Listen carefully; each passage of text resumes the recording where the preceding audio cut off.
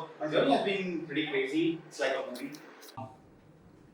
Lost about 200,000 US dollars just a few years ago with my failed venture, and then I ended up building a $20 million company in just about last 4 years.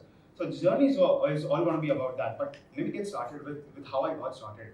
So my entire internet journey was started when I was 16. My name is Udit Goenka. I'm the founder and CEO of PitchDown and Forces.io. Ayushi was just speaking about me quite a lot. So thank you so much for that. I was 16, got into internet, and I started my career very early, and I got into the entire internet world very fortunately. Um, when I was in 12th grade, I was very horrible. I scored about 50% in just 12th grade, and that was one of the biggest setting point for me because I always wanted to become a software engineer but couldn't. But yet I continued on my journey as a software engineer, and then from there to be where I am today.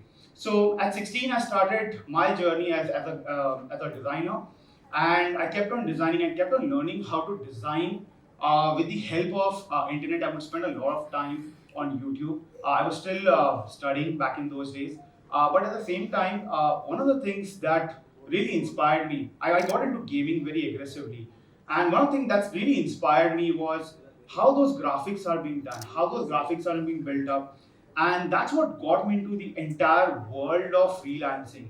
I learned designing myself, but that wasn't it for me. I wanted to know how to code, how those blocks were built, and that is what helped me to start teaching me how to write pieces of code. And when I was 18, WordPress was just sort of trending up, and being WordPress being an open source solution, it had a lot of bugs, a lot of security issues, and I was one of the very first person in the entire world to code a WordPress security plugin, and I ended up making around 350,000 US dollars as an 18-year-old teenager. That's a lot of money, and I finally became financially independent at the age of 18 itself. Now, being a teenager, I didn't know what to do with the money. I asked my dad, and I ended up getting my very first apartment at the age of 18. But then again, it was more of an investment purpose, and rest of the 20% of the money I put it on in FD. Because the interest rate was pretty good back in those days. Now FD is not really a good option. But yeah, so I continued my journey as a freelancer, and that's when I discovered my first co-founder, who's based out of US. Had an interaction with him for almost a good 1 year, to a point where finally I had my first real startup. Because the first project, I still call it as a project and not really a startup, because I ended up moving on from that particular project. As an 18-year-old kid, you don't really want to get stuck with something that you don't know what's going to happen with. So I ended up building up my very first venture, which was known as Power of Hosting. And meanwhile, my mom and my dad was still pursuing me and telling me, "बेटा degree ले लो, ठीक है, degree ले लो, काम आएगा जिंदगी में." And I was more about practical experiences. Uh, Still, they persuaded me, they pushed me to get a degree, and I ended up getting in Westside Chamber. I was doing my master's of computer application. Still regret going into that college. I ended up wasting my entire 1 year. I finally dropped out, and I flew down to US after that. And that's when my co-founder still teases me that you ended up wasting that 1 year, or else you would have made another $500,000. But then went over there in the US, was there for a good 3-4 years, ended up building Power of Hosting into a massive multi-million dollar company, 100% bootstrap. And then finally, when AWS started coming up, we decided that we're going to make an exit. But in Power of Hosting, I was primarily working with a lot of SaaS companies and a lot of VPN companies, and that's when it gave me that spark that there is something out there with SaaS, and it's going to be something huge and massive. And India is generally like 15 years behind US when it comes to trends, when it comes to how things are happening. So this is where I ended up building my very first platform. And I was the very first person to bring in the entire concept of private block network in India. I used to do a lot of workshops teaching people. That used to be a great way to rank for different keywords on Google. So, but then it was such a niche category product that I did not realize what to do after that, because we had hit a saturation point where again I ended up building up a multi-million dollar company in just about a year of time. I have an interview on YouTube about the same in terms of how I have been having the credibility of taking any business to over $1 million in less than a year, bootstrap. So while I was working on that, finally what happened was that we hit to a saturation level where the growth started stagnating. And that's when, after 6 months of no growth, I finally decided that I'm going to make an exit from this company.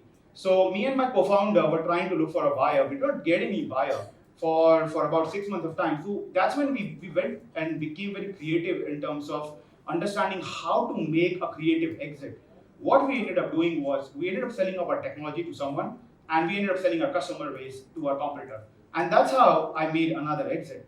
But then again, when everything is going on so smooth, right, there has to be something. Like you have to hit on the ground once again when you're flying, because if you don't do that, you're not going to take your next big flight.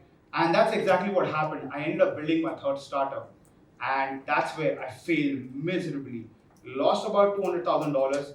Every decision that I took went wrong. Whatever I thought that I'm going to make it happen, it went wrong. Right from hiring to my CTO cheating on me, a lot of things happened. Every single decision went wrong to a point where after 2 years, I had to shut it down. But more importantly, I went into a very heavy depression. So for 9 months, I was in a very heavy clinical depression. And that was the toughest phase of my life. My parents, I'm grateful to them the way they handled me during that period.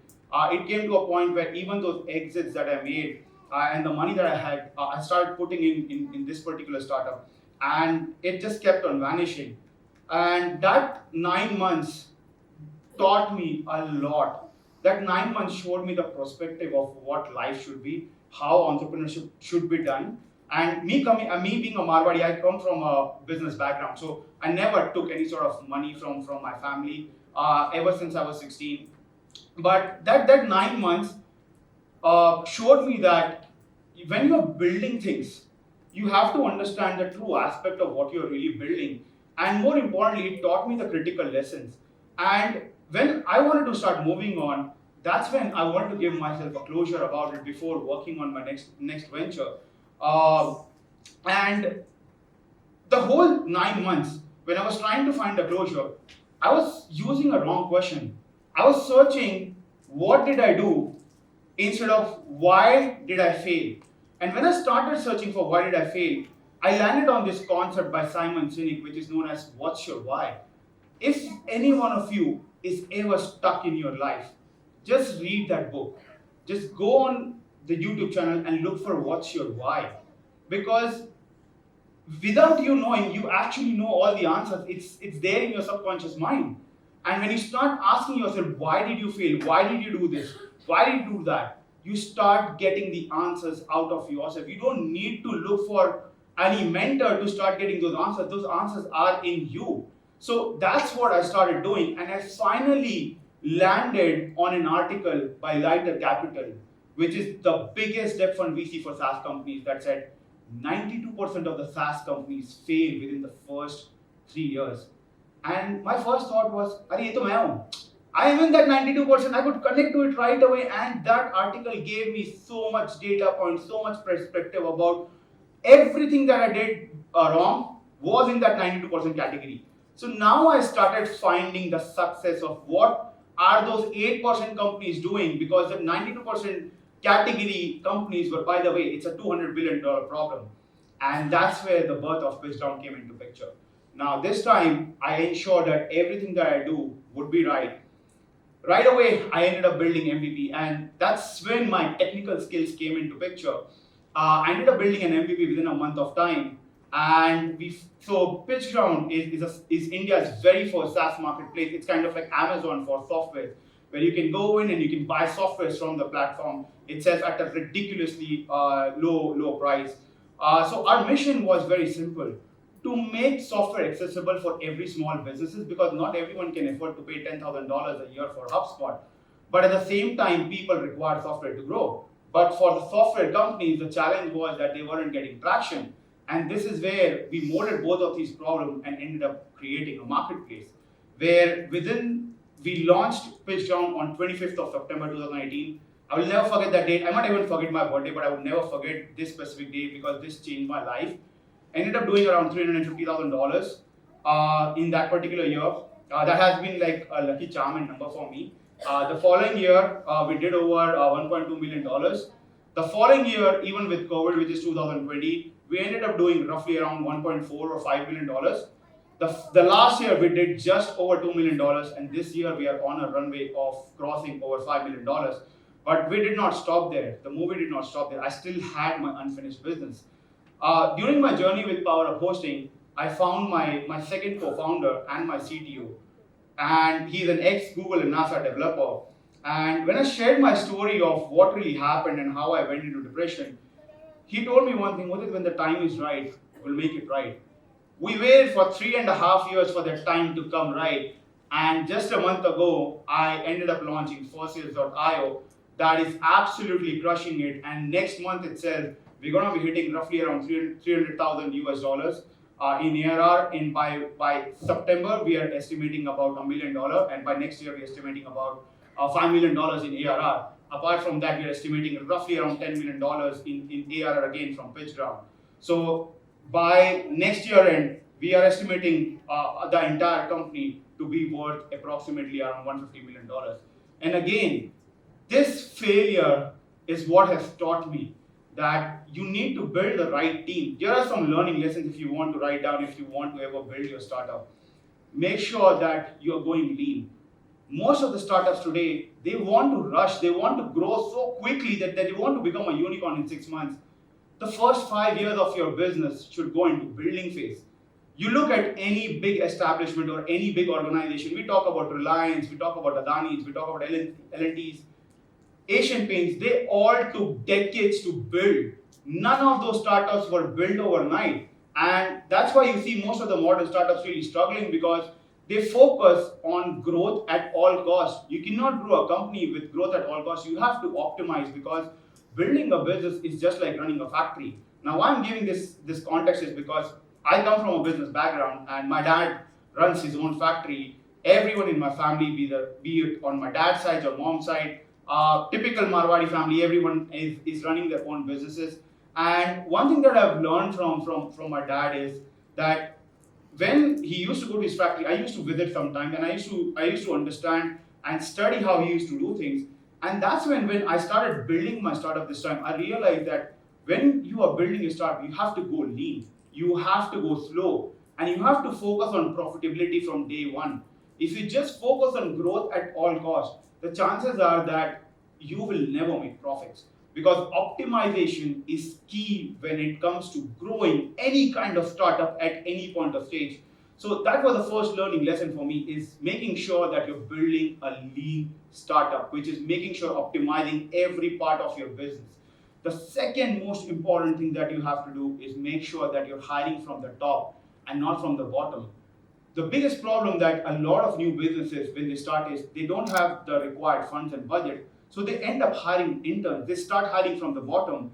And that's when they end up spending so much time on just training them that they forget to realize that they are not a training institute. They are a business. They have to run their business. Start hiring from top and start delegating. If that means selling out on a bit more equity to your co-founders, do that. Because you have to make sure you're building the right foundation of your team, because that right foundation will decide how tall your building is going to be. If your foundation is weak, the chances are that you're going to tank very badly and the building will collapse. And at the same time, you need to ensure that when you're running a factory, you need the right people to run those machines. And that's when you have to ensure you are building the right team. So that was the second lesson that I learned from my failure that I implemented. And the third biggest lesson for me was, how do I solve the problem of talent acquisition? Because my last startup was, we had a physical office. I was managing a team of almost 50 people. So I realized that that's not really a scalable model. The problem is that you will not find all the talent, especially with me being a tech company. You're not going to find talents in Mumbai. It's very hard. And when I started bringing people from Bangalore, they would have the first 6 months as their honeymoon period. But after when the 7th month kicks in, they start getting homesick and they wanted to go back. So this is where I decided that the next company whenever I build, I'm gonna go remote, and that was one of the best decisions I took. My company has been remote since day one, even before COVID, and that helped me acquire talents from the best parts of the country. So this was a three core learning lessons that I focused upon, the core fundamentals that helped me to where I am today, that helped me to build what I have built today to a $20 million company, 100% bootstrap. We are cash flow positive. We are making a lot of money. We are growing very aggressively in the market today. So this has been my journey of like going from zero to $20 million in the last 4 years.